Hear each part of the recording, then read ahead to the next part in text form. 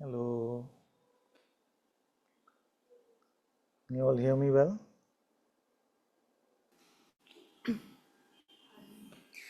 जय जय दुर्गे माँ श्री भुवनेश्वरी माँ जय दुर्गे माँ श्री भुवनेश्वरी माँ जय जय दुर्गे माँ श्री भुवनेश्वरी माँ जय जय दुर्गे माँ श्री भुवनेश्वरी माँ देवी भवानी माँ काली कपालिनी माँ देवी भवानी माँ काली कपालिनी माँ देवी भवानी माँ काली कपालिनी माँ देवी भवानी माँ काली कपालिनी माँ जगदोधारिणी माँ जगदोधारिणी माँ जगदोधारिणी माँ जगदोधारिणी माँ अम्बानन्दरूपिणी माँ अम्बानन्दरूपिणी माँ अम्बानन्दरूपिणी माँ अम्बानन्दरूपिणी माँ जय जय दुर्गे माँ श्री भुवनेश्वरी माँ जय जय दुर्गे माँ श्री भुवनेश्वरी माँ देवी भवानी माँ काली कपालिनी माँ देवी भवानी माँ काली कपालिनी माँ देवी भवानी माँ काली कपालिनी माँ देवी भवानी माँ काली कपालिनी माँ जगदोधारिणी माँ जगदोधारिणी माँ जगदोधारिणी माँ जगदोधारिणी माँ अम्बानन्दरूपिणी माँ अम्बानन्दरूपिणी माँ अम्बानन्दरूपिणी माँ अम्बानन्दरूपिणी माँ जय जय दुर्गे माँ श्री भुवनेश्वरी माँ जय जय दुर्गे माँ जय भुवनेश्वरी माँ देवी भवानी माँ काली कपालिनी माँ देवी भवानी माँ काली कपालिनी माँ जगदोधारिणी माँ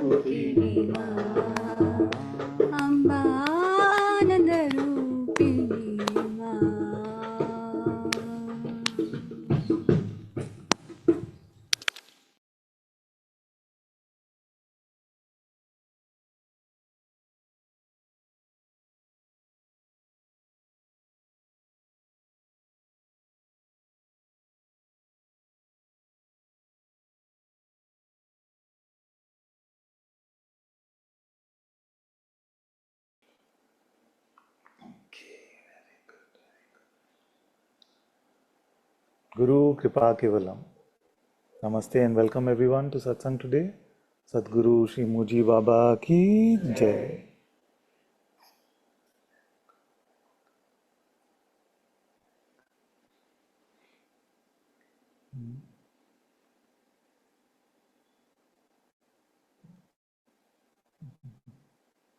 You met each other before? You didn't?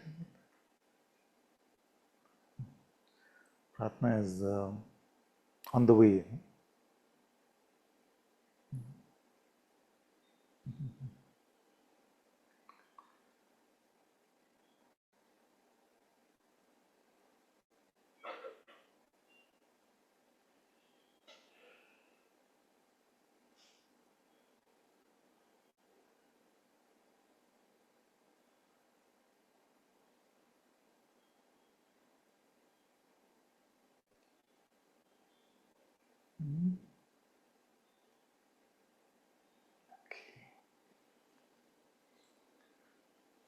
Let's go to Helen.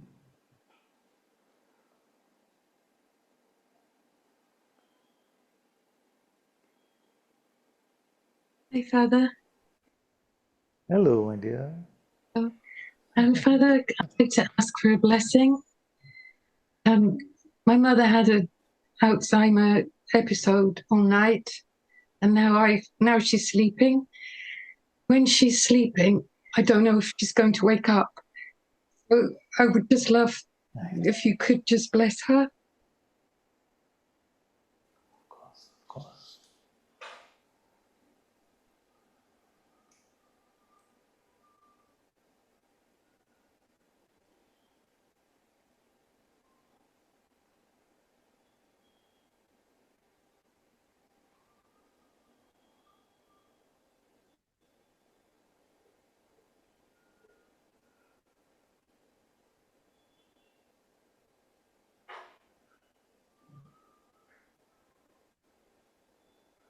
May God's presence bless her. If it is His will, may she find the Atma within. May she find His light in spite of these outer seeming conditions of the body. By His will, all things are possible. So, if it is your grace, Father, may she be blessed. May she come to Atma Darshan. May she come to the discovery of the self.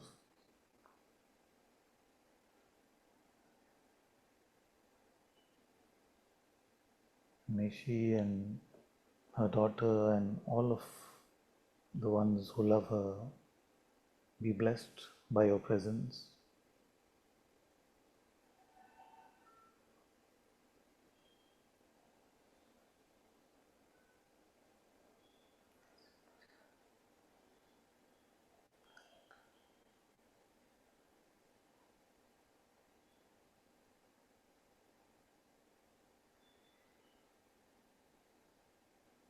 And as you are with her and you're continuing to abide in His presence, at least you're continuing to invoke His presence, she is blessed by this, even if she is not able to outwardly acknowledge that or even recognize that outwardly. It is bound to be a blessing for her that her daughter is devoting her life to God, dedicating her life to His presence. So you must not leave Him even in these outer situations, your focus must be in your heart, in His presence.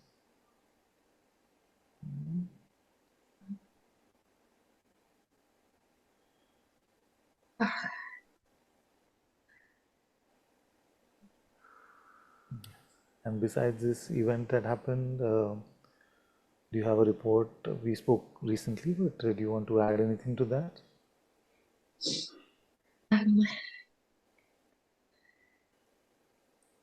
Yes, I mean, there's a subtlety. I'm back to just invoking God, God, God. And yeah, there's not much to say. It is fine, but it has been a great help. Yeah.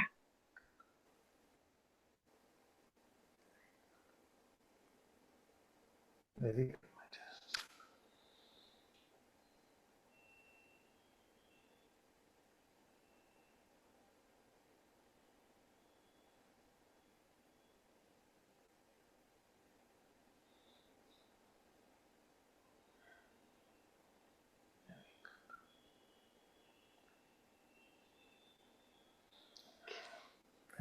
Thank you, my dear. All my love, all my blessings. Thank you, Father.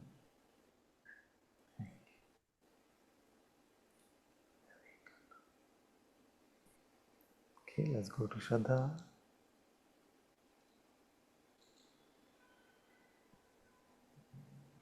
Namaste, Father. Namaste, Sangha. Namaste, my dear.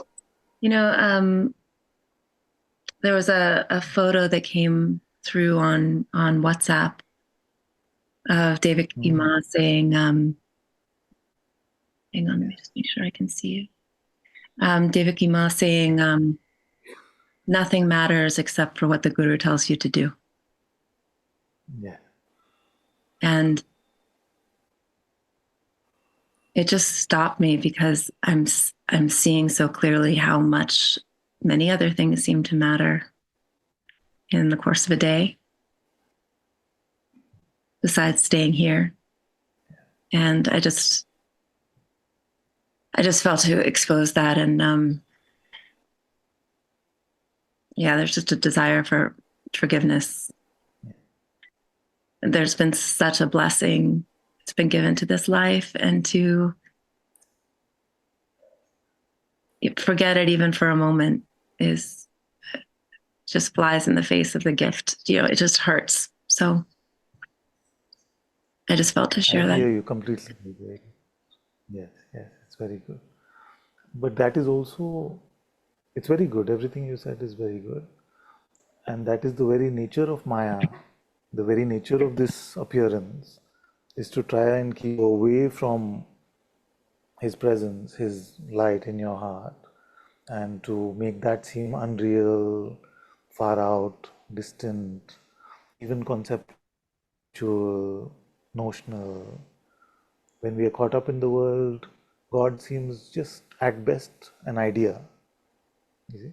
When we are caught up in the things of the world, God seems like a distant notion. But when we live in the way of the heart, then His reality is apparent to us. The truth of His presence is apparent to us. And this world, this realm of appearances, is just a coming and going. It doesn't seem to have the solidity that it once did. And this switch is not a one-time switch. This switch is moment to moment. Yeah. So you can recognize that you are the pure awareness that is aware even of the presence of being. You may have no doubt about it this moment, but in the next moment something tempts you from the mind, and when you take yourself to be the central character of this narrative which the mind is proposing, then what happens to that presence? It feels And although it's no longer, it's literally as if it never existed. It's unbelievable. It's amazing. Exactly. Actually. It's like God's magic trick. Exactly. It's just completely gone. Yes, exactly. Exactly. That is the nature of this Maya, that although nothing ever happened to the presence, nothing ever happened to that pure awareness which you are. And yet, when we are caught up in the mind, when we take the story to be true, then it seems as if all that is lost, and it seems as if the me is real and the world is real.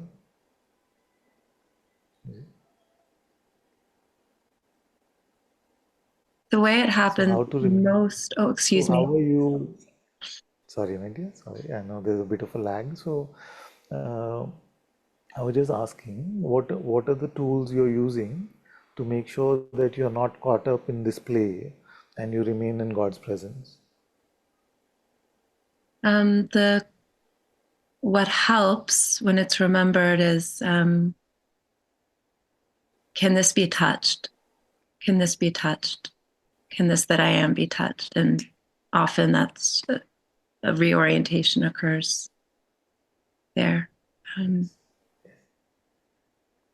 Are you are you waking up to God? Yeah, that's beautiful. It's kind of like That's it. and I don't quite even know how to describe that. It's It's very, just being it's in very, God's lap, just a sense of warmth and presence and sweetness. it's very, Um, very good, very good.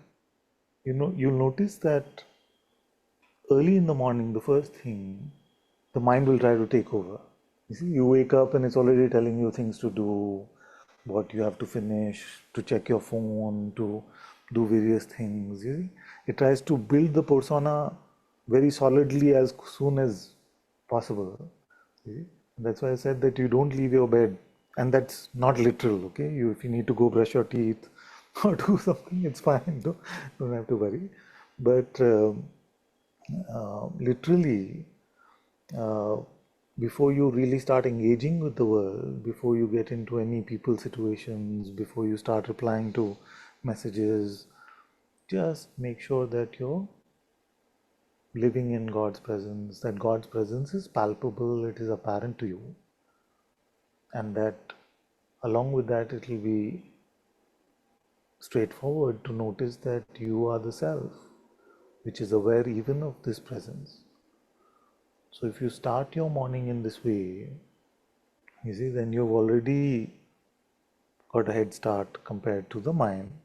The mind is trying to, I've told you often that this battle is for time. We all intend to live in God's light.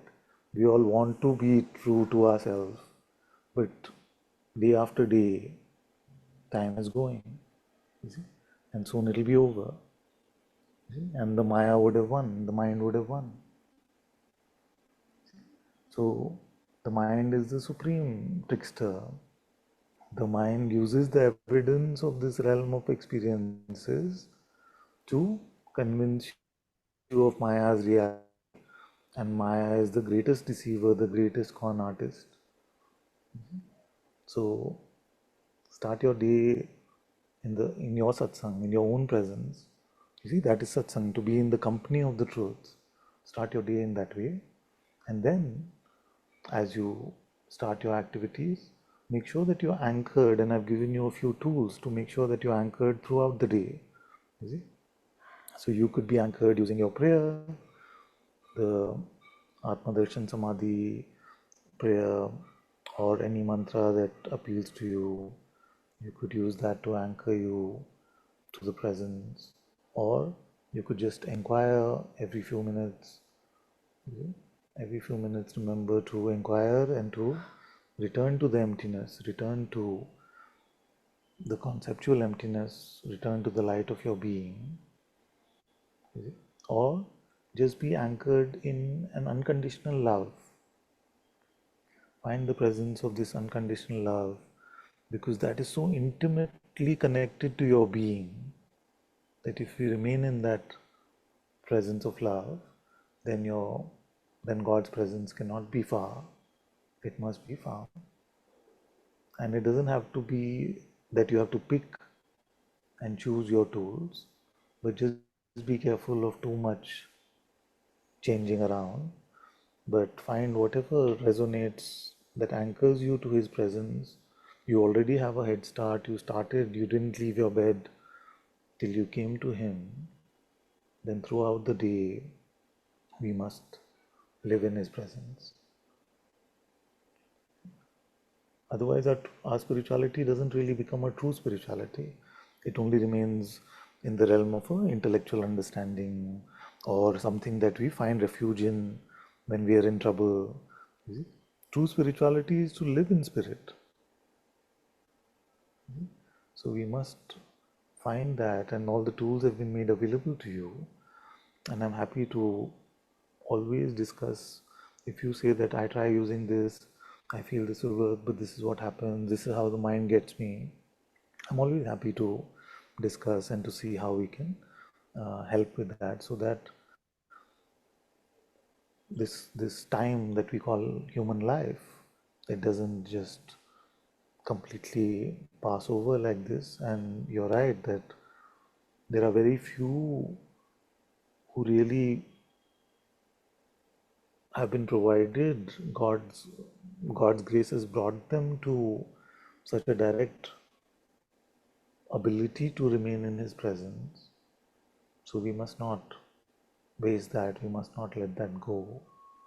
So when Ma Devki, she said, what is most important is what your master has told you. It is only because what the master is telling you is to bring you to God or to get you to remain in God's light. You see? So what is most important, because the master is constantly pointing us to that, is to spend our life, to spend whatever years we have in this body, to not forget Him, not let go of Him. And when we do, which we will, because Maya is so compelling, then we must return quickly to His light.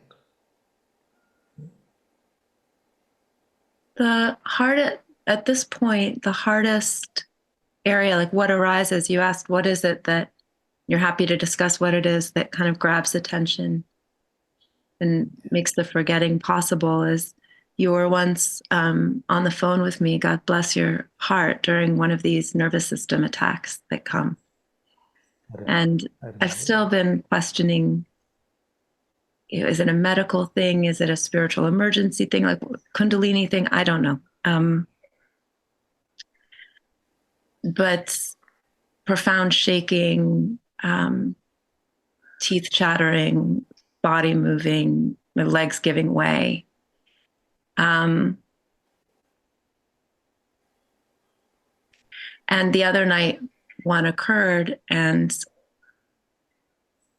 I started tracing it back. I just took a moment and traced it back to when I could start feeling what here feels sort of like a dissociated state. I sometimes call it like the Advaita Nazi, like it's an aloneness that's not the real aloneness. It sees separation everywhere.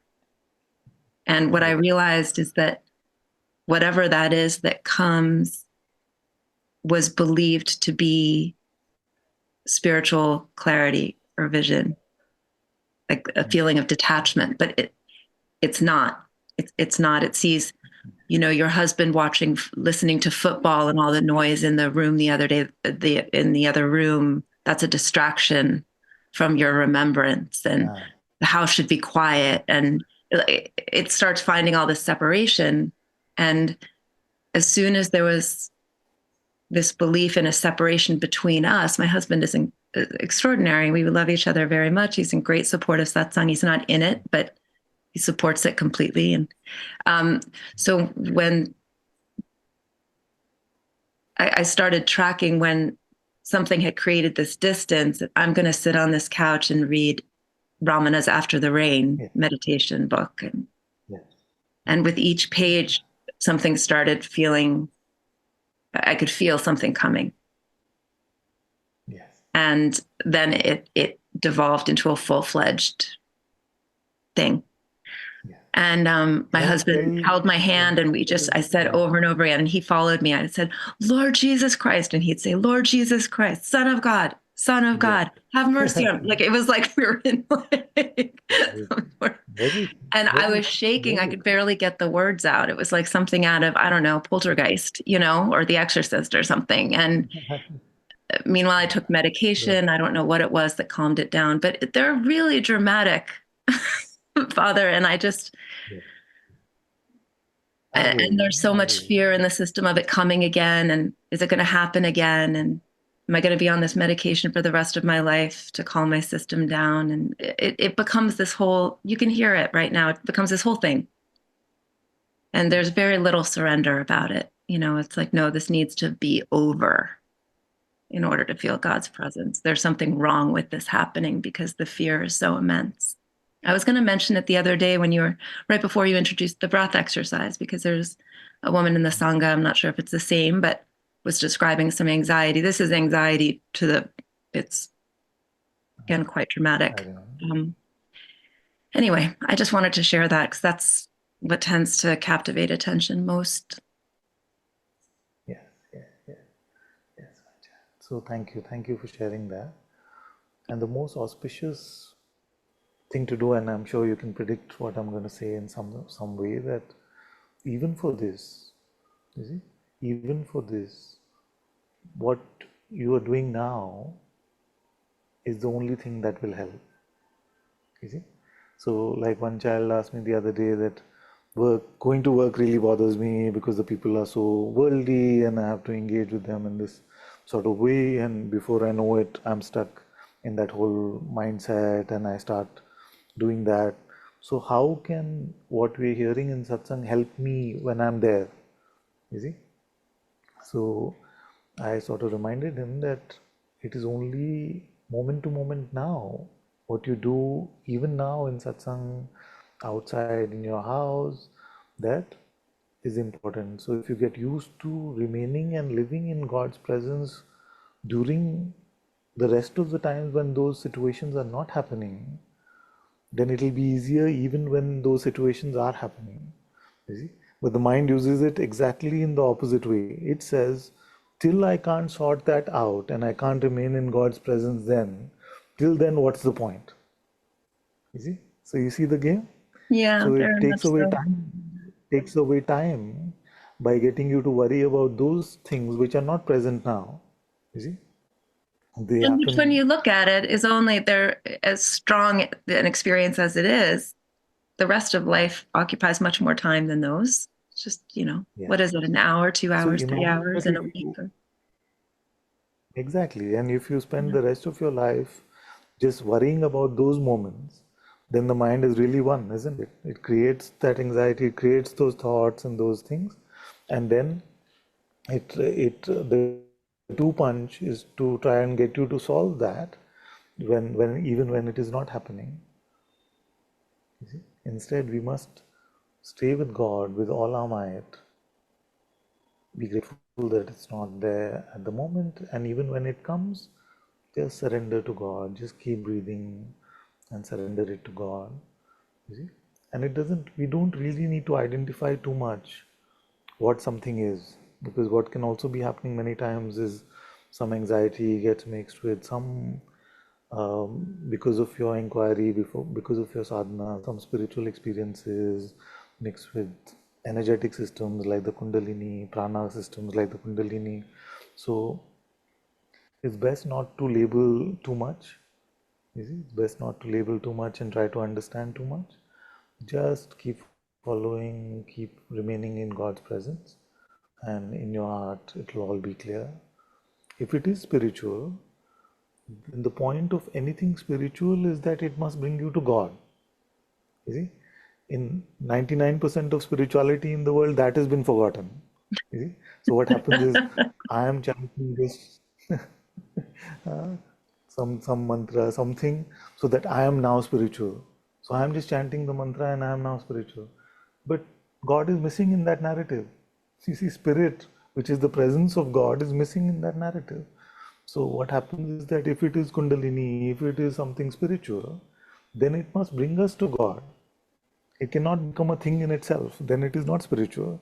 Then it is just a worldly way to distract us. You see? So all things that are truly spiritual must bring us to spirit. You see, and that seemed like such an obvious thing to say, but if you look at most spirituality, it doesn't do that. So, so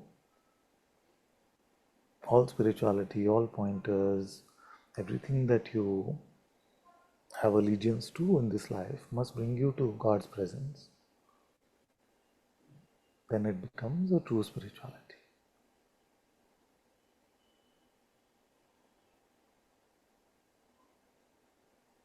May I ask you one more question? Of course, of course.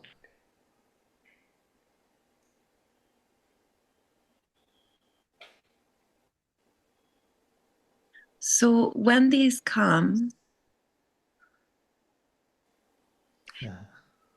Okay, let me stop you right there. Yeah, exactly. I was asking you a question about whether I promise we'll get to. I know. I just Let me just draw a contrast. I'm laughing with you, Sangha. I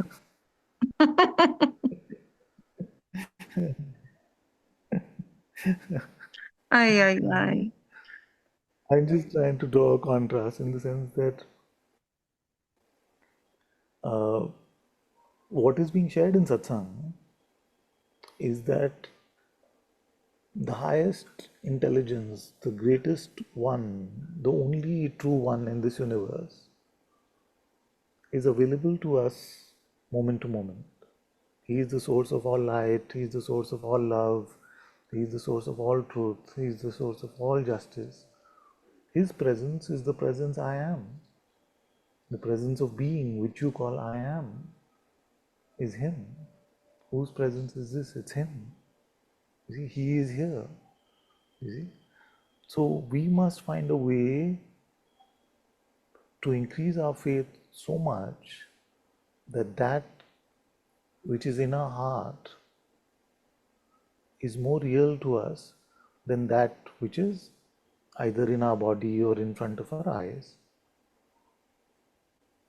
You see, that is faith. Faith means to trust your intuitive insight higher than what your senses and your mind is telling you. Now I know for a fact that in your heart, the truth of His presence is apparent. You see? So if He is here, why are we not? So if Jesus was in front of you, Krishna was in front of you, Ram was in front of you, then would you say, oh, when that happens, then what should I do? Or would you be so enthralled by His presence that nothing else seems important? And is that presence not there for you now? You see? So that which tells you, yes, there is a presence, it's my presence, it's just consciousness. You see? When we use a term like consciousness, we sort of make it scientific and academic and like a discovery. But He is a living being. He is a living reality. You see? Much more than somebody sitting in front of you, much more than the highest experience you can have through your senses. You see? He is an actual being. He is an actuality, as opposed to this Maya, which is a coming and going. So, what makes us value that which is visible more than value that which is invisible but is heartfelt, is known in the heart? What makes us value that more?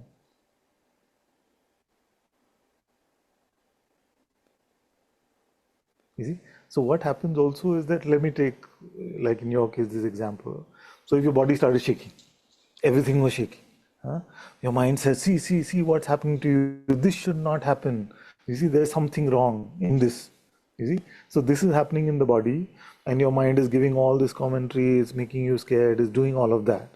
You see? The fact is that all of this is still in the realm of perceptions, isn't it?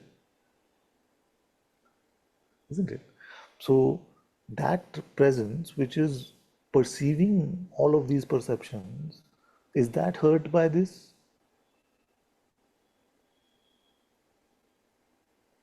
Like, who does a perception hurt or affect in any way?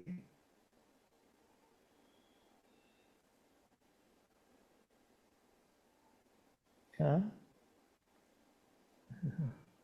You see, so suppose, and I'm just exaggerating to make the point, and it's not going to happen. Um, but suppose that the rest of your life, your body had to shake like this, and your mind had to attack you, saying, "This is not wrong. This is not right. This has to stop." All of this stuff is happening. You see, and yet you found God. Isn't that a blessed life? Is that a horrible life or a blessed life? You see, Given the reality very of it, I need important. to take a second before I answer. that's that's how strong it Yes, is, you because know. I mean, I could with just say, this "Oh, it's a conditioning. blessed life," but in reality, the Yes, fear is yes, extraordinary. yes. You know, it's bringing tears now, just So, the memory of so it. Yeah. yes, yes, yes. So contemplate that. Contemplate that, because this is what the mind has. You see, like in the remote controls these days, you have Netflix, you have Amazon Prime, you have all those directly, no? So there are some conditions which the mind has on direct, like speed dial, the channel to select. So each of us have some of those, you see, buttons which the mind can push. In your case, it may be this, where the minute it starts offering you thoughts about this, no, no, no, it's going to come, it's going to happen, like that, then you start getting concerned that condition seems so strong. But having spoken to you in one of those times, even in the midst of that, you had many moments where you were very, very good. You were very lucid. You were able to stay with the presence. It didn't grab you 100% compared to what you probably think it did. You see, there were many times where we were just laughing at it. We were this conversation very well. We were just laughing at it on many times, and we were able to get that distance even during that event. So we must not be so fearful of that. But the contemplation still remains that if it was to be like that, and yet you could be in His presence, or you could have a completely calm body, completely calm life all the time, but there was no presence of God found. God seemed like a distant reality. What would you pick? No question. Exactly, exactly. So, but to be able to live in God's presence, you see, and to not live in it because the mind scares us with thoughts about these things and about other things, you see, that be that would be really wasted opportunity, isn't it? Hugely, which is goes back to the So first thing that I shared about the not wanting to waste this opportunity and seeing how frequently that can happen. Yeah. so we must commit now completely to live in God's presence and fail. And commit and fail, because the Maya is not going to give up because we commit. You see? So know that you will fail. The mind will offer us something. Something will happen in relationship. Something will happen in money. Something will happen in the body that will seem real, and we give this world a reality. You see, so that if we can call it failure, then that is to fail. But if we return, then that is not failing at all. You see, if we return to God's presence, then it's really not feeling at all. But if we allow the mind to then give us the postmortems and to say, see, now you're not worthy. How many years are you doing this? You will never find God. You will never find the truth. You see, all this kind of stuff. Then it is the 1-2 punch, where the two punch is really the knockout one.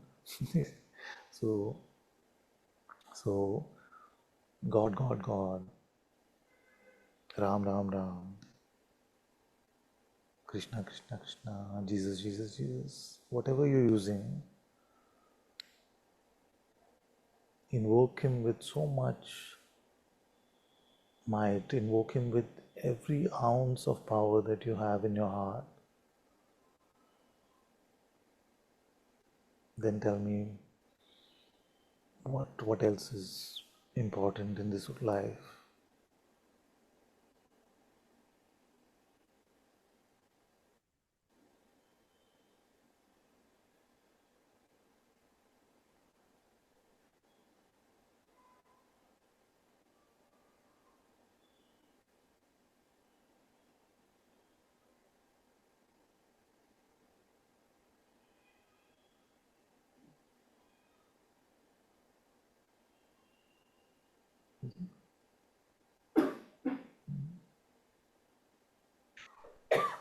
So every day wake up to God, wake up with God's presence, and then let that be your constant companion, your constant palpability of His presence. Let that be there with you all the time. And when we get caught up in the mind, then as soon as we notice, we drop and we return.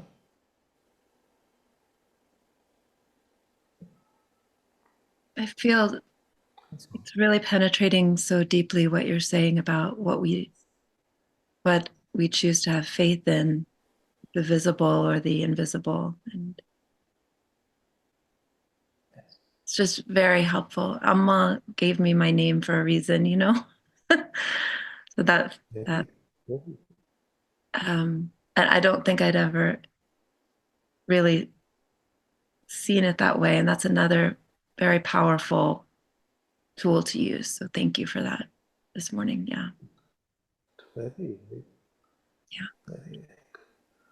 Jai Gurudev, thank you. I'm very happy. Oh, Jai Gurudev. Thank you, thank you. I'm very happy we had this conversation. Me too. Our spirituality has to very, very has to become fully alive, moment to moment, let go, thought by thought, and remain in the presence of the self, the presence of God.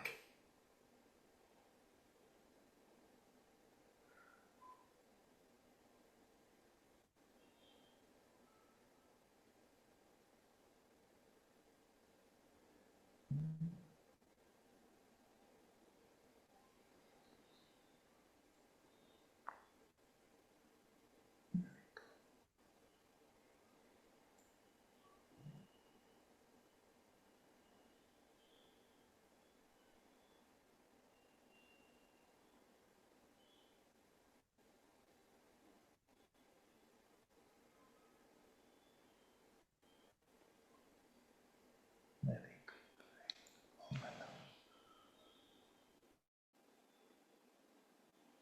Okay, let's go to Kunal. If you have any questions, we have some visitors in the Hello, room as well, Father. so we'll take questions.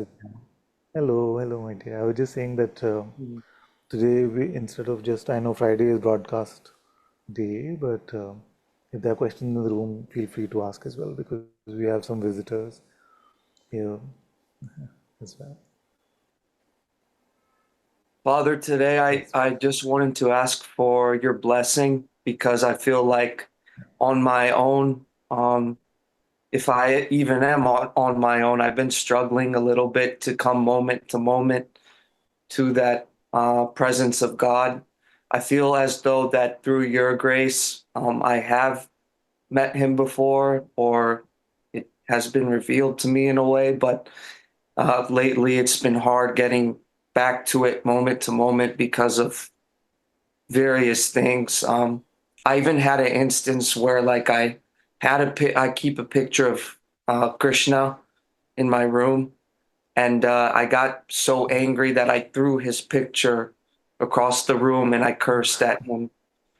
So I don't know. I don't want to behave like this, but that's what happened in that moment. So I don't want to be on his bad side now, you know. No, yes, yes, Yeah. yes, yes, yes, So, yes, yeah. yes. So, Mhm. so it's important to recognize that it was in a fit of anger, and you didn't really, you don't really mean any disrespect Mhm. to God. And if that feeling is there, and uh, you're admitting that it was just something got you, and you got into this fit of rage or whatever it was, Mhm. and this event happened, and just bow down to him. And he's God is a very loving father. So Mhm. unless the children are not learning from their mistakes, I don't feel like he has to really chop us a lot. So it's very good that you brought this to satsang, and and you must commit with me today that you will not ever do this again, because you have noticed that it was a mistake, and then Mhm. uh, we are committing together that this child didn't mean any harm, no disrespect was meant at all, and we bow down to his mercy, his grace for forgiveness, and may may all that afflicts this child, may that be born here rather than in his innocence, in his innocence, he's made this error. May may it be, may all that has to be faced happen here instead of for him. Not that something has to happen, but whatever is his will. So now let's return to what is really important, which is to remain in the truth, to remain in the presence of God. So leave that aside. That whole thing is my thing now. Okay, Okay. you had nothing to do with it. So leave that aside. Now,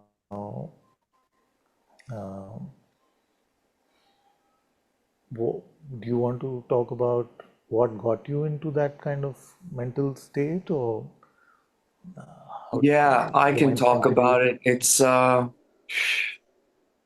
I just was feeling like I didn't want my life going the way it was, and that I knew what is better for me right now as far as what's happening with me. Lots of change has been happening, as far as my lifestyle, and I was very mad, and I don't know, he was the first person I saw there, and he's the all powerful, and I felt like you're being unfair to me. I want to show you that, you're being unfair, and that's what I felt to do. I immediately regretted it because I know it's all stemming from my me going here instead of here, but I just lost myself in it, Father. I didn't have any control. And it happens a lot of the times I actually with understand. other people too. So I'm not some angel, I know that. It's all right. That's all right. None of us are. All of us are learning. All of us are a work in progress. I don't feel like anybody in humanity can say we are 100% living in God's light. Like, I definitely cannot say that. I'm still learning, I'm still foolish in most things. And by His grace, He's leading me deeper into His light. But I'm not ashamed at all to admit to you children, to my children, my Sangha, that this one is very, very foolish still. But the intention is to serve Him better, to live in His light more and more. Mhm. And that's all I have to offer, and that's all that really we can do. So the thing with these things is that the mind forces us into this kind of thing, and then gives us the regret and guilt, and we keep thinking Mhm. about that. So the mind is one both ways, no? It's Mhm. like a win-win situation for the mind. So what you have to do is now forget about that. You see, forget that that incident happened, but reaffirm your commitment to not leave his presence come what may. You see, Okay. reaffirm that commitment deeply, that you will remain in his presence in your heart. You see, and this doesn't mean that no other thing will happen in the future. It will happen to all of us. You see, we will, like I've been saying since the beginning of Satsang, Maya will compel us. You see, it's not going to lose its power. So, but our job is to return quickly home as soon as we notice. You see, as soon as we notice, to return home, and then our life becomes more and more godly, lived in God's presence, lived in God's presence.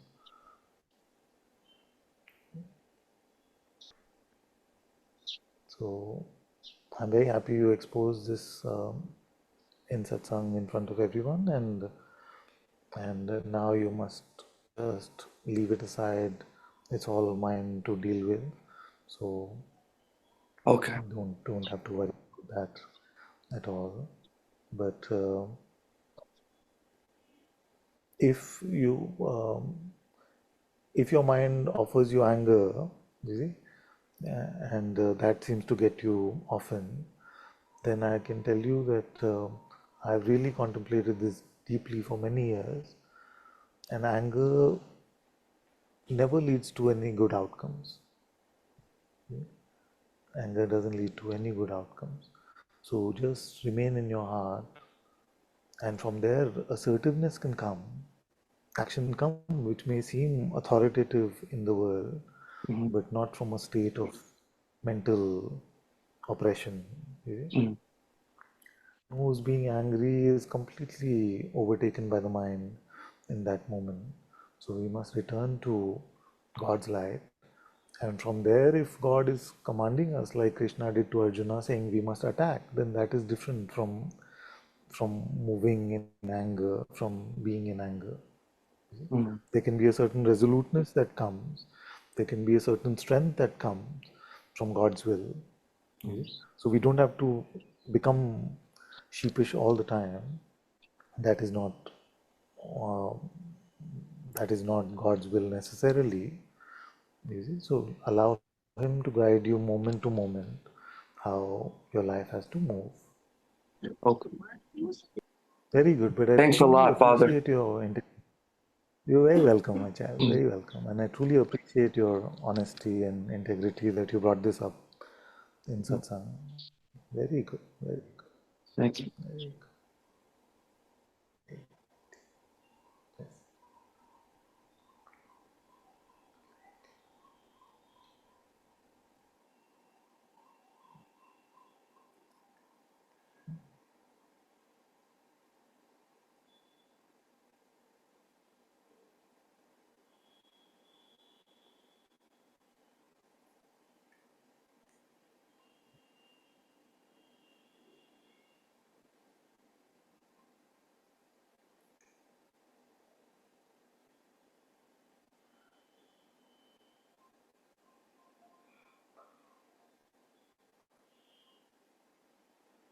Our spirituality has to go deeply.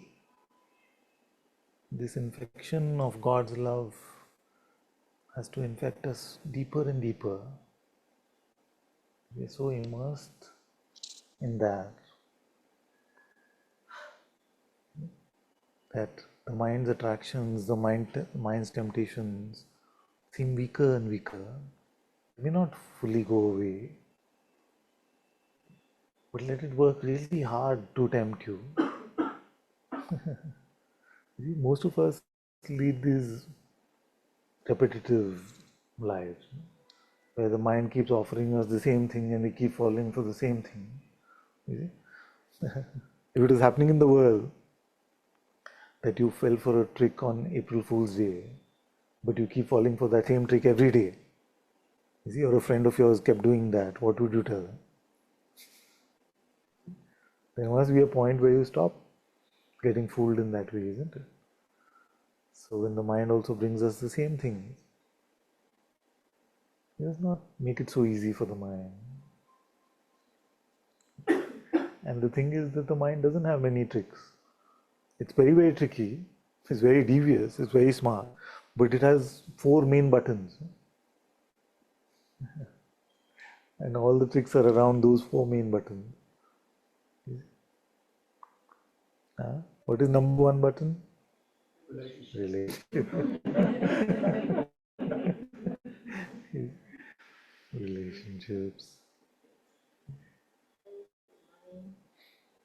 Relationship, health, money, and you search for meaning or yes, exactly, the trying to find like a conceptual idea of freedom. So like everyone goes on this search for purpose and meaning, but mostly they relegate it to just being mental.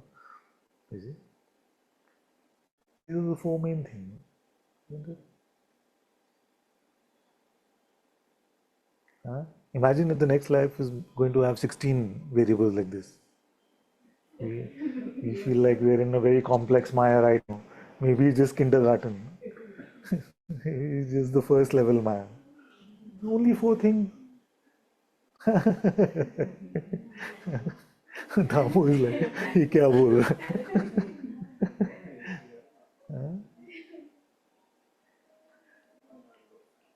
Is it not like kindergarten? The same button the mind presses for everyone. Relationship problem. Why can't my partner be like this? When will I find my soulmate? This kind of thing. These kind of things will come. What? After you find it, remind me where I do. Yeah, exactly. Soulmates all look very good from a distance.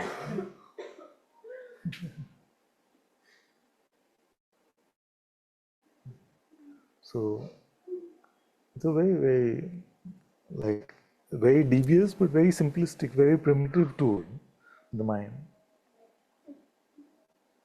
Is it not? What is some fresh thing that it offers us to make us suffer, which is outside these? In front of you, it is not habit.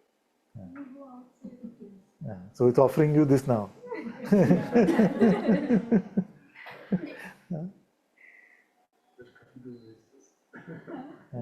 Which category is it? The meaning, the enlightenment, the freedom. Like we want a permanency in our freedom. We want a permanent sense of meaning. And when we are spiritual, it pushes that button. The spiritual ego gets built on a spiritual understanding or how we must be spiritually. So that's a very potent identity as well.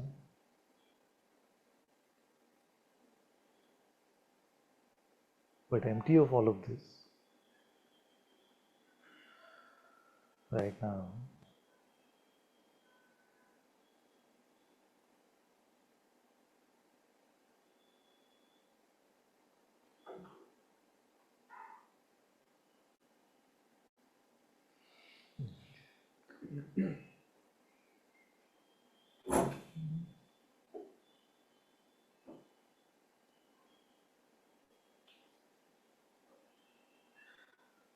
Okay, let me ask you, what is not in Maya?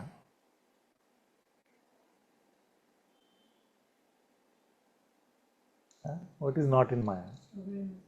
Awareness is not Maya. And the being. How is the being not in Maya? Everything that is worldly is in Maya. And we're saying that there's a presence. There's a presence. What is the nature of this presence? Is it worldly or godly? Why is it looking like I've given such a difficult why question?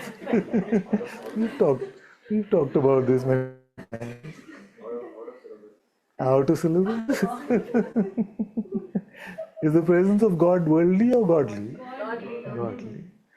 And yet it's got a primordial vibration, so that even those who feel that they're in the world can access this in the form of the hand of God, you see, which seems like it appears within the world to pull us into that which is non-phenomenal, beyond phenomena. Because before coming to this, even the notion of non-phenomenal, if you talk to your friends about that which is non-phenomenal, they'll tell you to shut up. Isn't it? Unless they really enjoy like intellectual conversation, like, oh, the noumenon and the phenomenon. You see, like this. There's some people who enjoy that. But to come to that is not possible without first meeting the primordial vibration of being, isn't it? The sense of being within yourself. That is the Sadguru presence. That Sadguru presence is the most valuable thing in the world, because the Guru is the bringer of light, but this light shines a light on that which is unperceivable. There is no other light which does that, but the Sadguru within. So that is why the Sadguru presence, the Atma, Holy Spirit, God's light, whatever you want to call it, it's unique. Because although we can meet its presence in our heart, it is not worldly.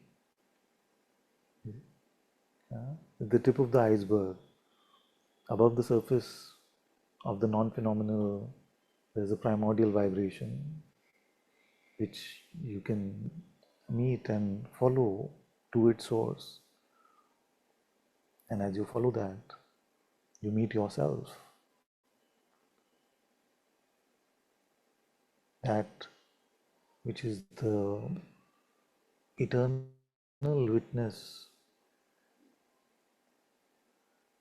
of all these universes.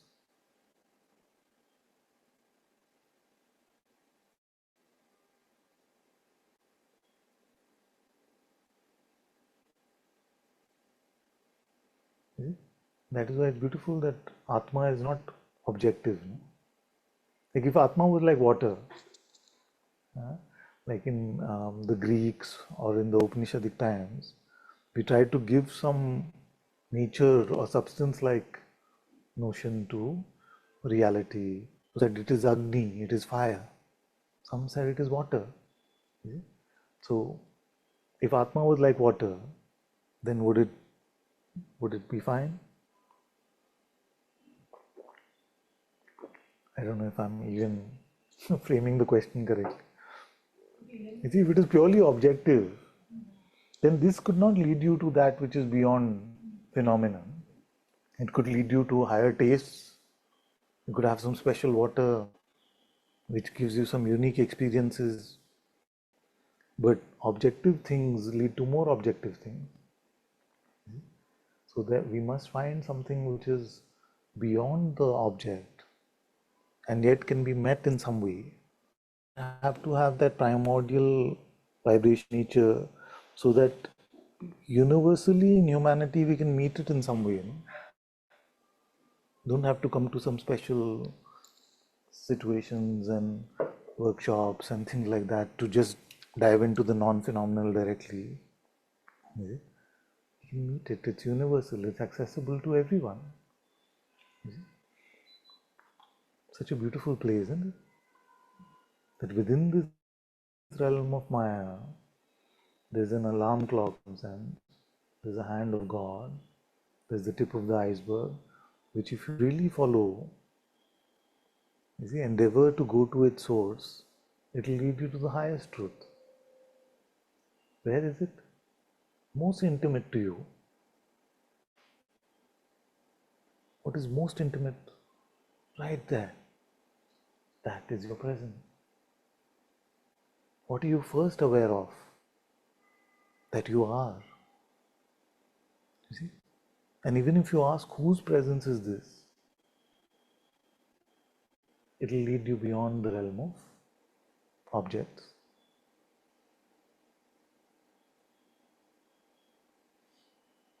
It cannot be more beautifully designed than this. God has done this so beautifully. If we turn towards Him, We may not understand anything that's going on. Maharaj said, I didn't read any books. No, Nisargadatta Maharaj said, I didn't read any books.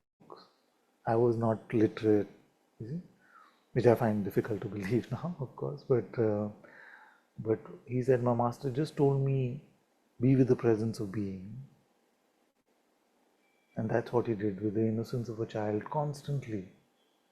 He said, I was shaving, I was with the present. I was in my shop selling BDs, I was in the present. I was just in the present. He said, in 3 years, it all became clear. Of course, that 3 years used to irritate me because I couldn't find the presence for 3 seconds those days. But all of you don't have that excuse.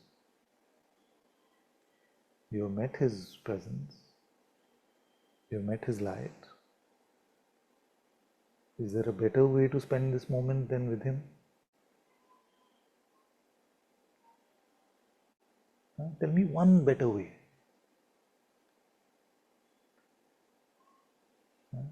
Suppose if you were to meet the most powerful person in this universe, the most beautiful person, eating the most tasty food, listening to the most beautiful music, what can be higher than spending this moment with him?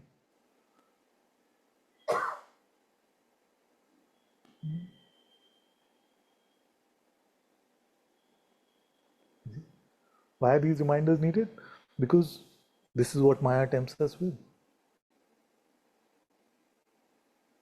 Do this, improve this, do that, make your life better and better. You see, and then die.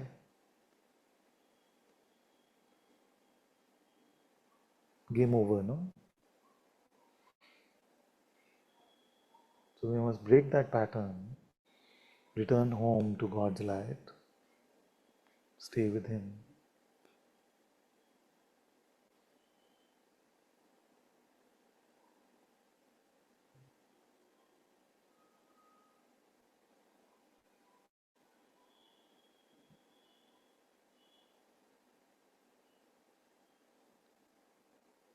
And the good news is that God and truth are the same.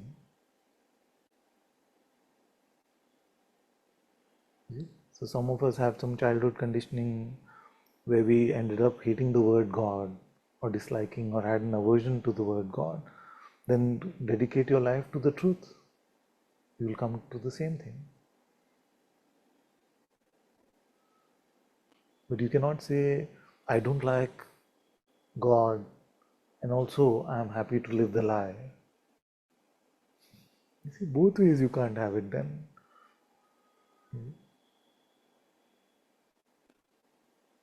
Because you come to the company of truth, Satsang.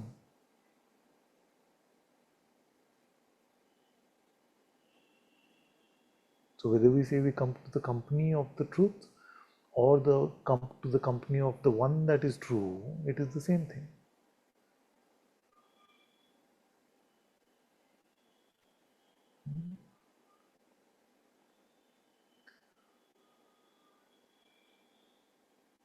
Almost every day I hear from some of you saying, this situation, this situation, this situation. And my advice usually is what? Return to your heart. Return to God's presence. Return to your intuitive insight. You see? And is it that I just say that and I'm not giving you any tools as to how to do that? You have the tools, isn't it? You can inquire, you can pray, you can chant, you can remain in unconditional love.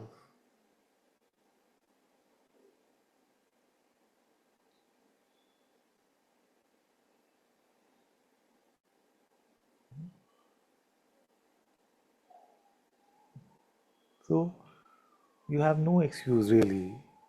And why I'm telling you this is not to make you feel guilty or anything like that. It's just so that you can let this mind just go.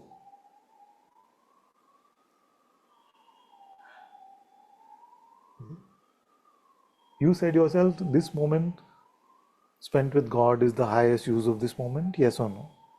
Yes. And you have the tools to be able to do that now. So then what is the excuse? I'm trying to make this a living reality for you and not just like a discourse or a conversation which is about spirituality. It must become the core of our life.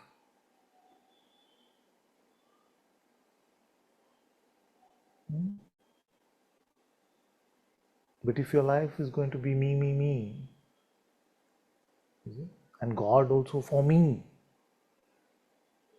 then you have it upside down and it's never going to work like that. I pray to God so much. See what happened. He's not even helping me. What ability do we have to even make that judgment? See?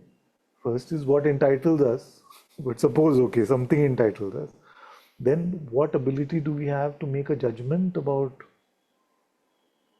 what God is doing to us? See? And this is a continuation of what we were talking with Kunal also. That we don't have, our intellect is so tiny. Name one really, something that you really know in your intellect. Yeah? That you can bet your life on in your intellect. It's nothing. We don't know anything at all. You see, it is just human pride to say, oh, yes, yeah, yeah. So when we sit on the part saying, in judgment of God, that's what the ego wants to do. No? Bring us to a place where we can judge even God. Say, why does God do this? Why doesn't He help these people? Why is He doing this in my life? But what capacity do you have to understand His judgment, His way? We don't have it in the intellect.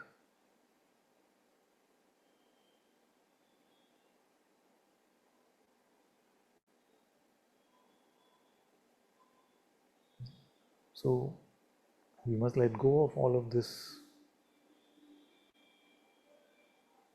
let go of our pride.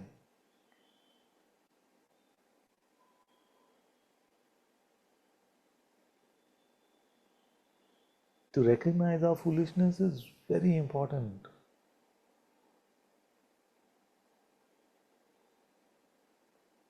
Huh? It's very important because we are full of nonsense about ourselves. As humans, we don't know how to move a finger. I keep saying this. We don't know how to move a finger. And we take so much pride of things we've done.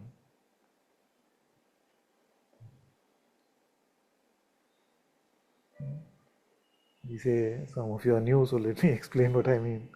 We may say, I know how to move a finger here. But then I say, how did you do it? Then you will say, if you've studied science or something, you will say, oh, the brain has to fire some neurons. Those neurons activate the nervous system, which activate the nerve endings and make the finger move like that. You see? And I've asked many people this, do you know how to fire a neuron? How do you get your brain to fire a neuron? Nobody knows. Only consciousness does it. And I used to quote this BBC study that they said before we even decide to do an action, 15 seconds before that, the nervous system is already getting activated. So what is the sham that we play of control, of doing so much?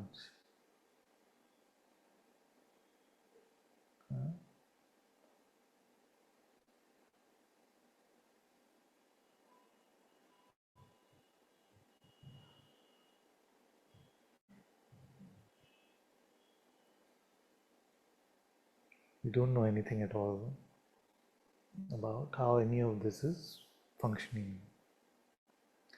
to sit in judgment of God.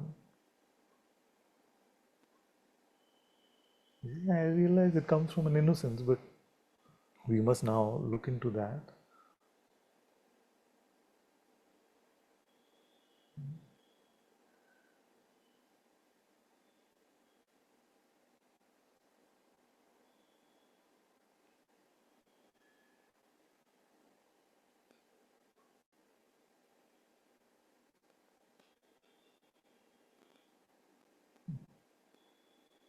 He is the one who is giving us every breath, every heartbeat. He is the one that keeps all this play moving.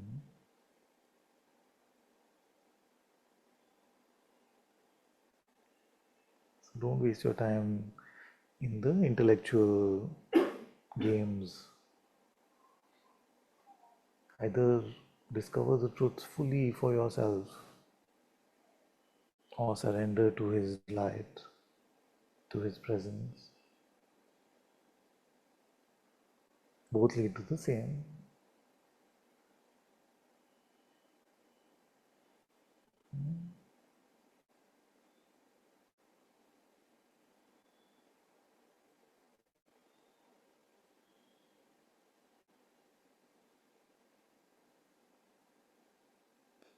Who are we serving?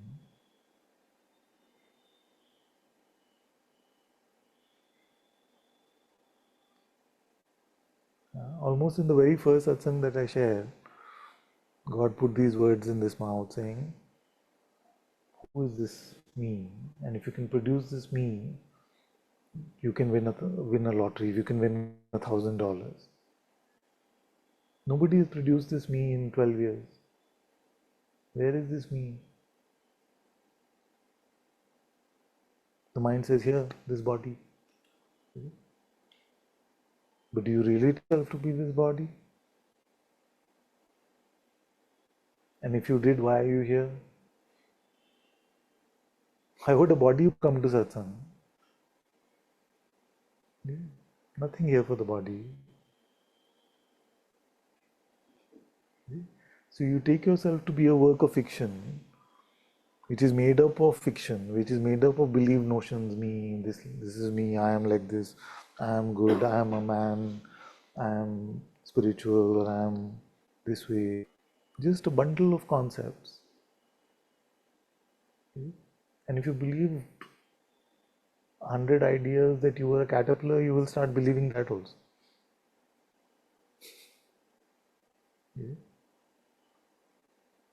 If you believed 1,000 ideas that you are a caterpillar who's mistakenly in a human body, you'll get that caterpillar identity also. So this me is a work of fiction. So that's why it's so beautiful what Ma said, Anandamayi Ma said. Maya is main aaya. Is that me comes. When me comes, it is Maya. Without me, Maya has no power.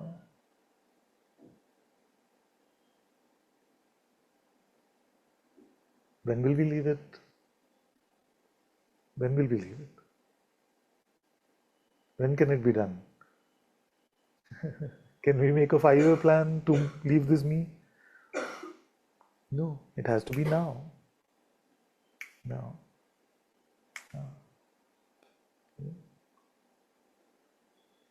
What are you scared of?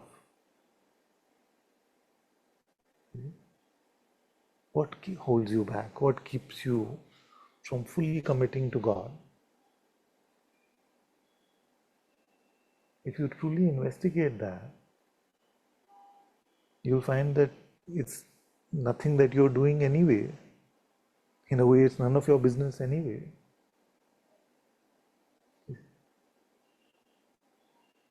Because you may say, oh, I can't leave this me fully because I have to take care of my family. Who is taking care of your family? If you really investigate it, you will find that it is Him. Huh? What holds us back? Investigate that and leave it because it is nonsense.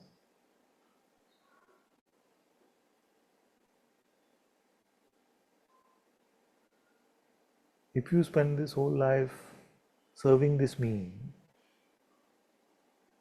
what good will come out of that?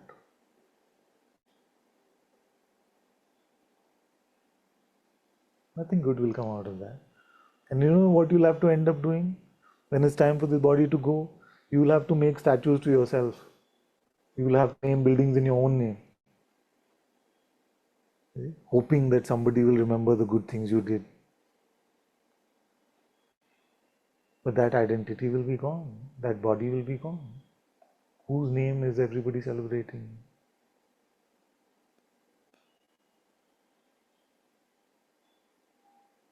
Find that eternal one,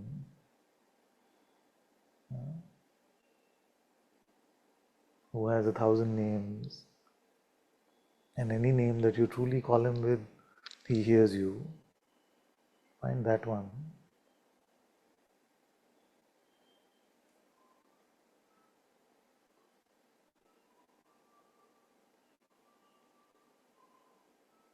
Look beyond your belief.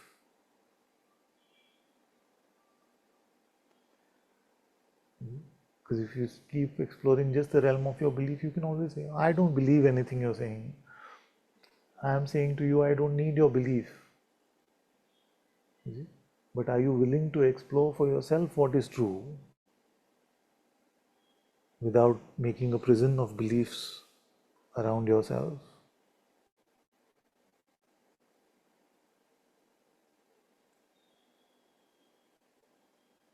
So a Jnani is a true explorer, no?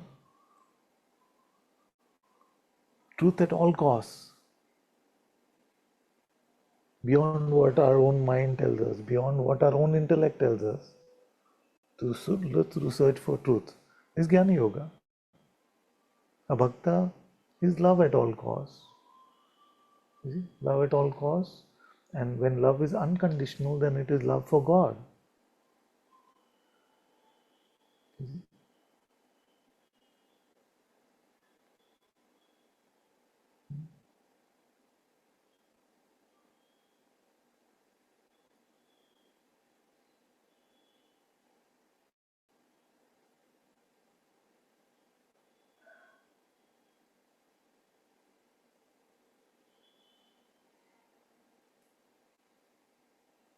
But bet your life either way, either for truth or for God,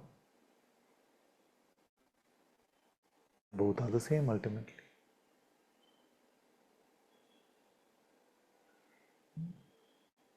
Satyam, Shivam, Sundaram, all the same. Satyam is the truth. Shivam is God. Sundaram is true beauty. When you meet true beauty, only in pure perception, uncontaminated by interpretation and judgment.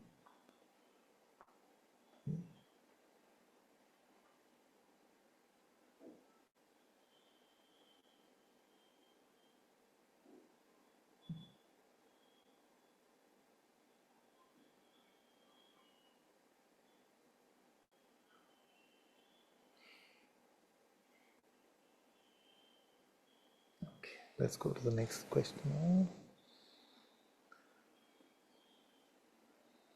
Aniko. Thank you, Ananta-ji.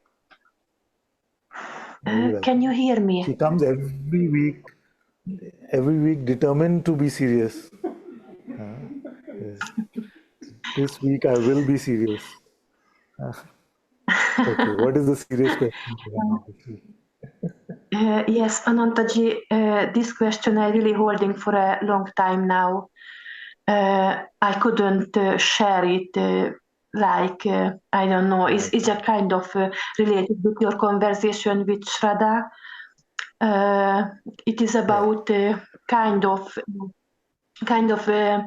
bodily symptoms, and I understood all the conversation, and but still I feel I have to say it out loud at least once to share to you what's going on here. Sometime when I am in deep meditation, there is some kind of things is coming out from my body, but is not.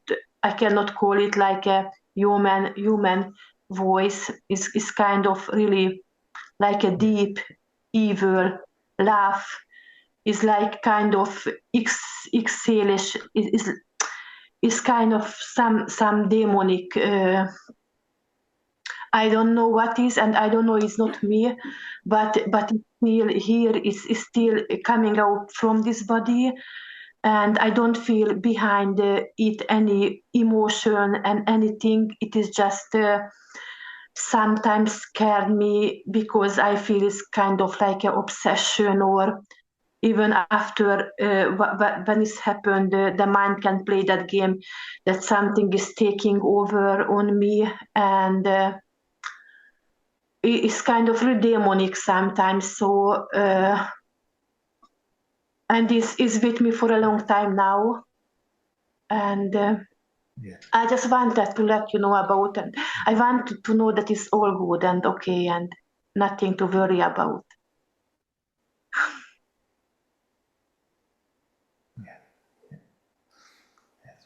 Okay, thank you. Thank you for sharing this. And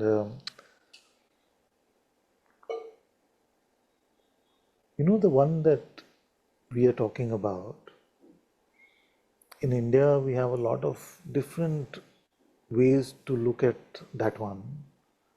You see? So, how do we, because it's so difficult in the human condition to directly associate to the formless.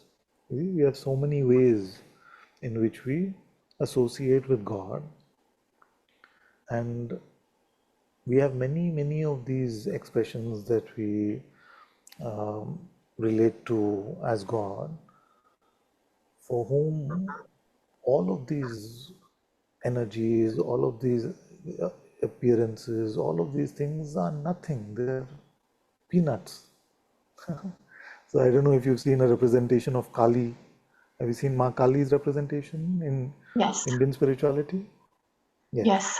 So Really scary. so she has she has like all around her, all these demons are dying. Not that I'm giving any credence to all of these things. We don't have to worry so much about these things. But even in traditional representations, the sages are trying to show us that we don't need to worry about any of this if we are with God. You see? So whatever your mind is offering you, oh, suppose it is this, suppose it's like that, suppose I'm possessed in some way, it doesn't matter, because the one that we are speaking of, for him, all of these universes are tiny toys. You see, so all these small things we don't have to worry about. You see, so that's why these representations of God is there. So if we have these worries, the mind sells us these stories, then we have these representations of God where we see that God is all powerful. Kali will take care of everything. You don't have to worry. Just don't get distracted from God in your heart. Let the world show whatever it has to show.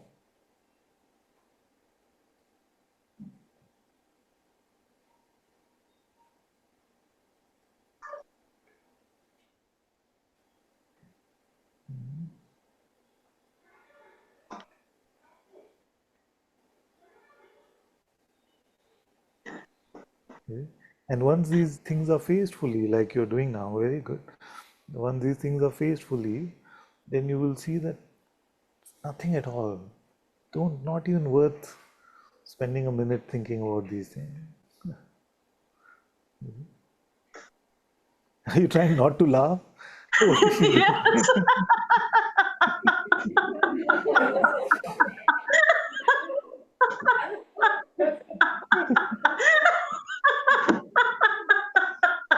She decided today. I will see.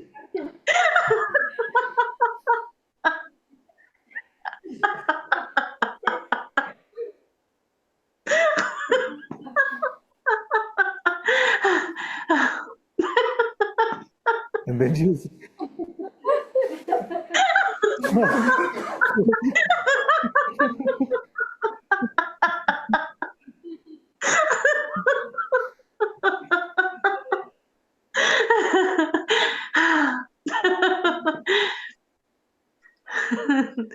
Thank you, Ananta-ji. yeah.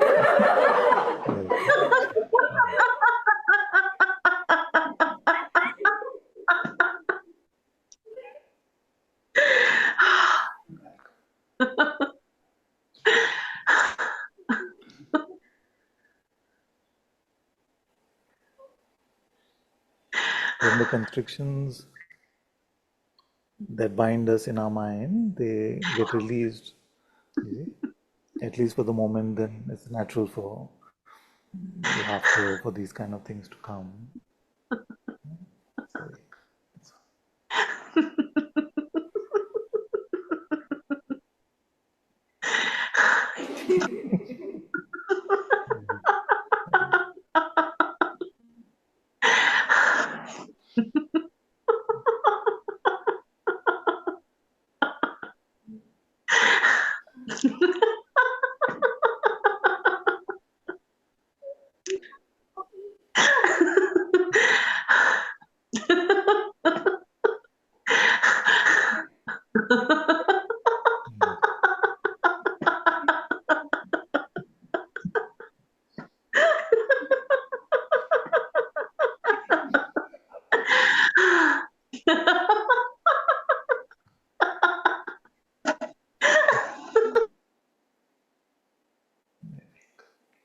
bless you. Bless you. Thank you. Yeah. Okay. Let's go to Samia.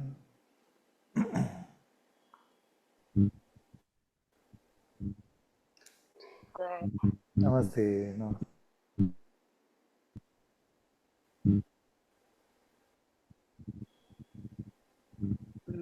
Hmm?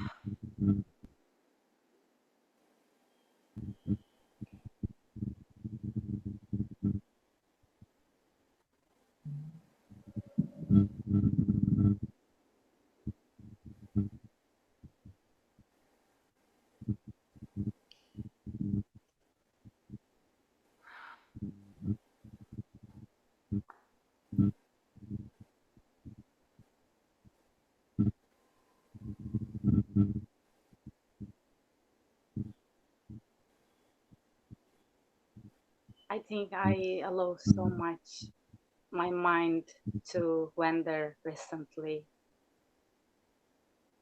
which is okay now because I see it, and even while it does, it's like I'm allowing this. I don't know why. Yes, yes, yes.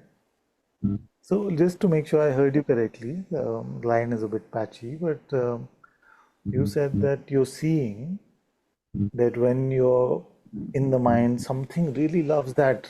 You see, something even loves that a lot, like that. No, not loves, wanders. Ah. When you go to the mind, When I go, I mean, mind is complaining, and it's just like I'm allowing it, and I'm in that. I stay in that. allowing, Allowing. I see, allowing. Okay. Yes. Not Yes, love. yes. So this allowing is what yes. This allowing is what we are attempting to step back from, break the pattern of allowing the mind to hypnotize us. So, what happens when the mind tells us a story and we say we allow it? We're actually giving it our acceptance, isn't it? So, that is the hypnosis. And in the hypnosis of the mind, what happens is we take ourselves to be this body mind entity, And anyone who tries to tell us, but you're not this body mind, seems like they are attacking us. Isn't it? I don't know about attacking part. I mean, I don't suffer from it, Father, anymore. Like Yes. I can truly say that I don't suffer anymore from anything, like any kind of mind state. But what I feel like I'm wasting my time. I have so much free time. I'm completely free. I'm just wasting my time by being in that state, and it seems like there is no aim or like urge within me to stay with that presence anymore. This is where I'm like, I don't get out the mind because I don't feel any aim or anything to get out of it, and I'm just wasting my time for some time here. And yeah, And because then, I wanted to come and ask for your help. I don't know, just this. yes. I don't know So, is that I said why I'm doing, but yeah, I cannot find any aim. Yes, this is the thing. yeah, yes, I mean, when I was suffering, there was an aim to get out of that suffering. But because I'm not suffering yes, anymore, I cannot see any aim, to just abide in. I don't know, yes, maybe my mind is cheating me there, like there is nothing there. So just enjoy this yes, comfort. I'm just enjoying the comfort, but it's not real enjoyment at all. I always wanted to be here where there is no suffering. I'm comfortable. yes, Nothing bothers me, nothing at all. But I'm just too comfortable now, just too yes, comfortable. And I don't like to be there anymore. And yeah, I would love to take a step and to yes. come in and just bring this to you. I'm reminded of a scene from a movie. See if we can, if that helps. I'm reminded of a scene from a movie. Let's see if that helps in some way in this conversation. So, have you seen this one, The Matrix? Just first one. The first one. No, I feel like this one is in the first one, where there's a character, I don't remember his name, where he says, I know that all of this is a computer program, it's all fake. I know all of this is fake, but I'm comfortable, I'm enjoying the wine, I'm eating my steak. Why do I have to leave? And then he's already been told that in the movie, reality is very stark. You don't have any special benefits, nothing. You see, you probably don't have this kind of comfortable life. There's no wine, there's no steak. You see? So this character says, then why should I leave this false computer program if I'm comfortable here? You see? So then the question really, I don't know what happened in the movie, I don't remember that much. But the question really is that how much is the truth worth? And are we willing, for the sake of being comfortable, just to live in the untruth? Because it seems comfortable now, there is no suffering also, so I'm fine. Yeah? Are you willing to spend the rest of your life in an untruth because it seems comfortable now?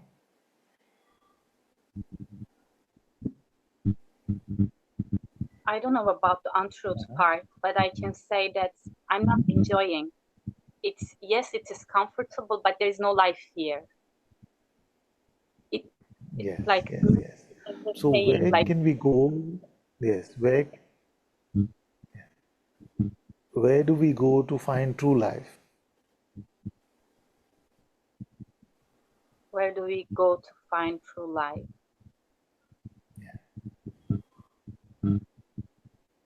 We are coming to Satsang, to you, and Yeah. But just by coming to satsang, okay, and coming to uh, environments like this, it doesn't have to be with me, but if nothing changes for us inwardly, then can we even call it satsang? Like there are many children who may come, and you're not one of them, but there are many children who may come who may never really understand the project, as I call it. Like, what are we really doing in satsang? That may never penetrate, because I've noticed that Maya also plays with words. So I am saying ABC, but Maya makes you hear XYZ. So we can't even be sure that you're hearing what is being shared. So just by coming externally to an environment of satsang is not yet satsang, isn't it? But you've come to in the past also true satsang. So how is that different?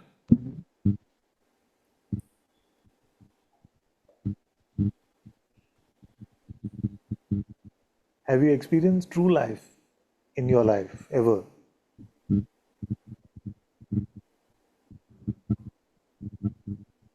When you say life, it comes a time, but yes, of course, I thank God I did. I am. Yeah. Yes, yes, yes. So, so what stops us from being in that true life now?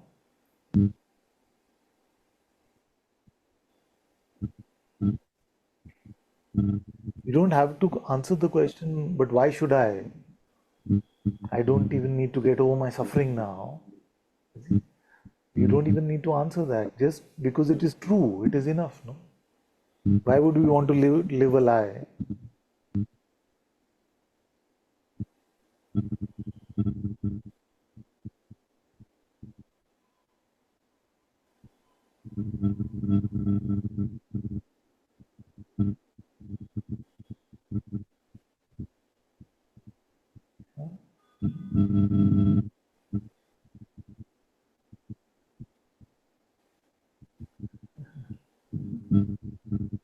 Is it? I don't And this is what know. happens if we talk to, yeah, it's good, my child. We're just contemplating together. Don't worry. So, like most of the people we meet in the world, you see, and we try and talk to them, if we try to even broach the subject of God, most of their response is, but why should I? I'm fine.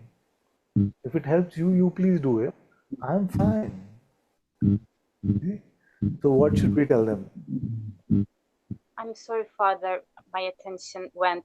May you please Yes, say you asked. all the time again? Yes, yes.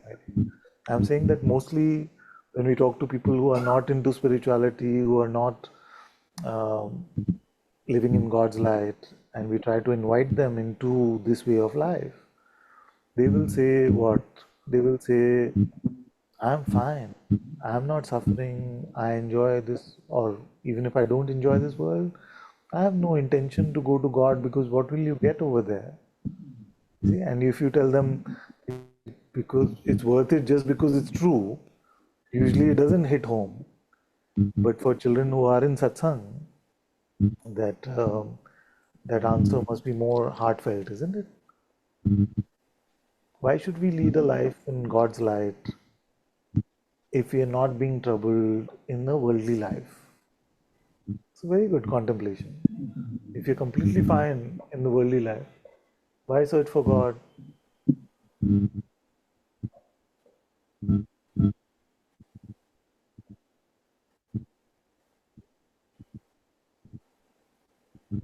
It's I don't know. Like it's impossible Yes, for me to not live in the God's light. yes, exactly. Because it has become natural to you, just like love is natural to us. Why should we love? See, we talked about the problems. Number one problem, relationships. So why should we love? Because it's natural for us to love. Why should we live in God's light? Because really it is natural for us to live in God's light. Why should we search for the truth? Because it is natural for us. That is more than enough answer for the why. It's not necessarily for the end of suffering. You see? Although initially many of you may say that I came to come to the end of my suffering. Okay, suppose that reason goes away. So because the reason goes away, should we drop also living in God's light? No, we can't. It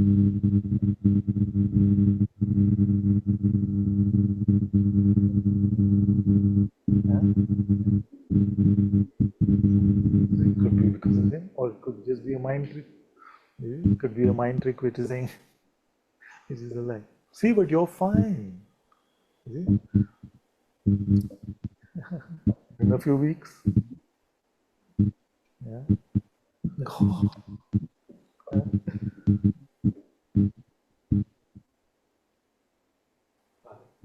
Yeah. One second, wait for it.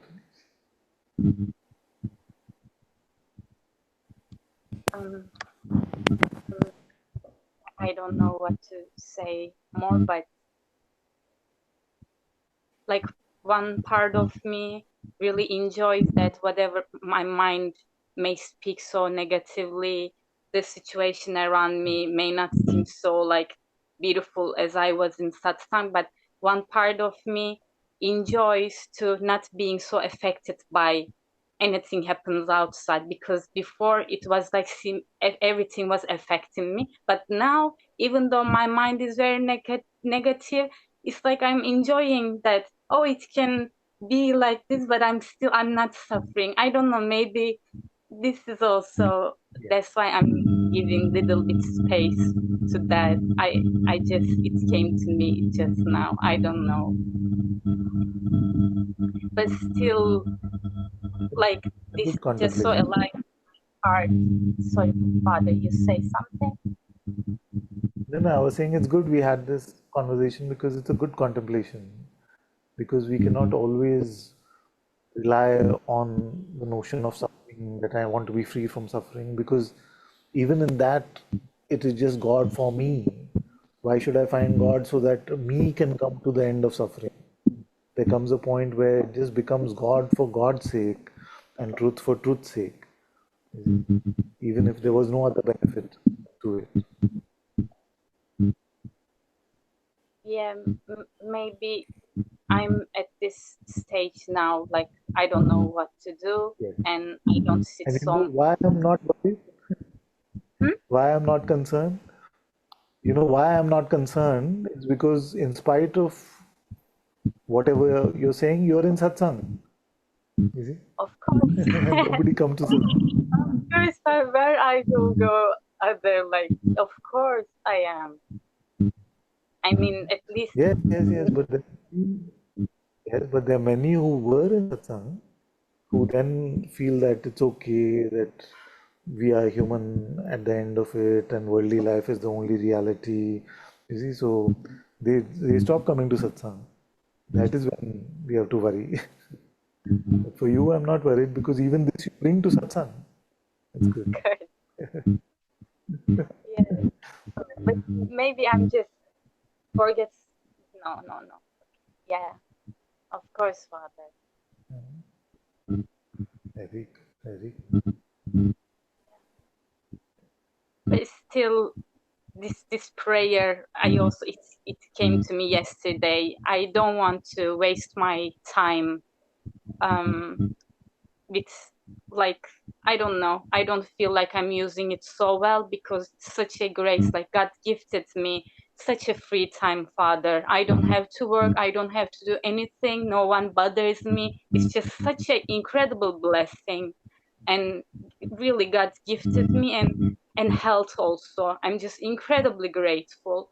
But I feel like recently I'm just so complacent, and I don't really use them so well, but I really would love to use them well. I mean, I don't know if the prayer is enough, but I just want to ask for help, even inwardly, for me to really use that well, because I'm complacent. So yeah. The prayer, more than it is more than enough. All sincere prayer, always more than enough.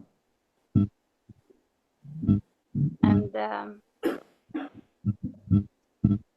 yes, like this thing also I heard from Guruji.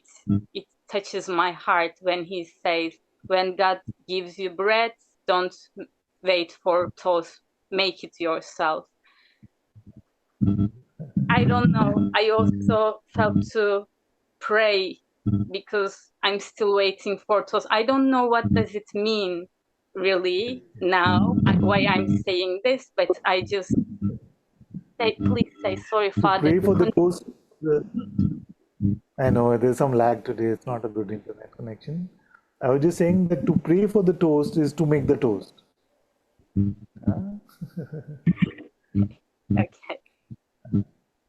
Okay. To pray for the toast is to make the toast. To inquire into the nature of the bread is to make the toast. To commit your life to serving the bread is to make the toast. All of these tools are to make the toast. To live in I'm not doing. humility, to let go of pride. To let go of pride and to live in humility is to make the toast. It's all good. It's all good.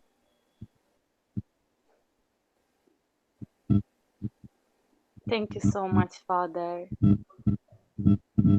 Thank you. And I just want to thank you for the kindness of God and yes, the mercifulness of Him. I'm so, so, so touched recently. Like whatever I do, He never ever give up to be so kind and merciful. And I'm just so enjoying to see this.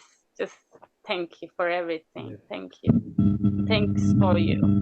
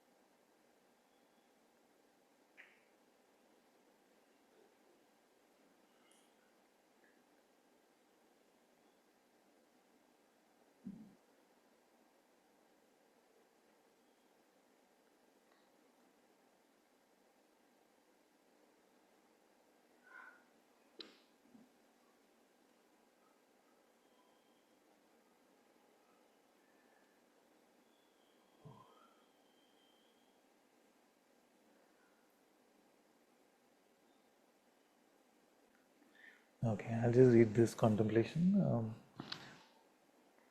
Father, I have been contemplating unconditional love. This kind of love does not have an opposite, yes. Like being doesn't have an opposite.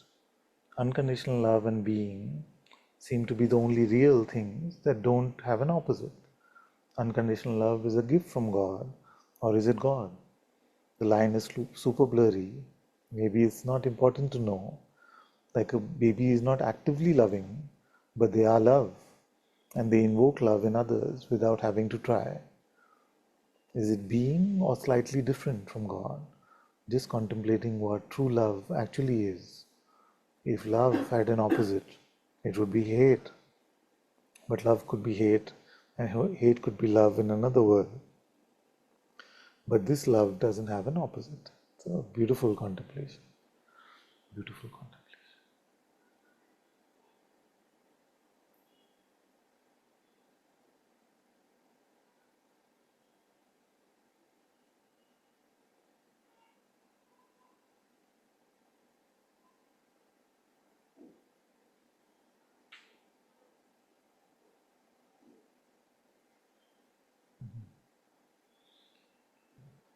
We were having this question, this contemplation with another child also, and it's very beautiful.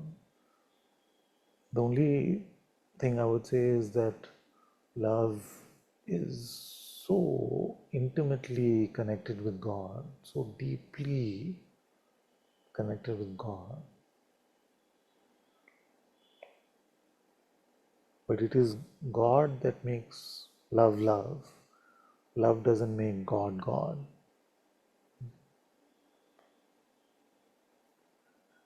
So we must love God with all our heart, with all our might. But God is beyond all things that we can fathom. Even the most subtle, the deepest, most primal things like love itself.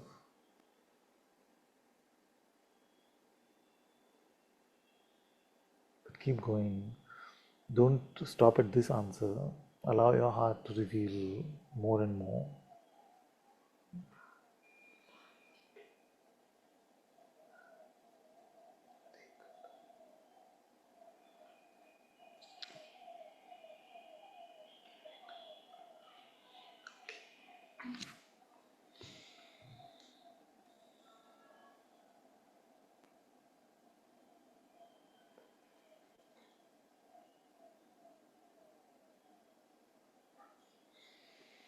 Thank you all so much for being in Satsang today. Sadguru Sri Muji Baba ki Guru Kripa Kevalam.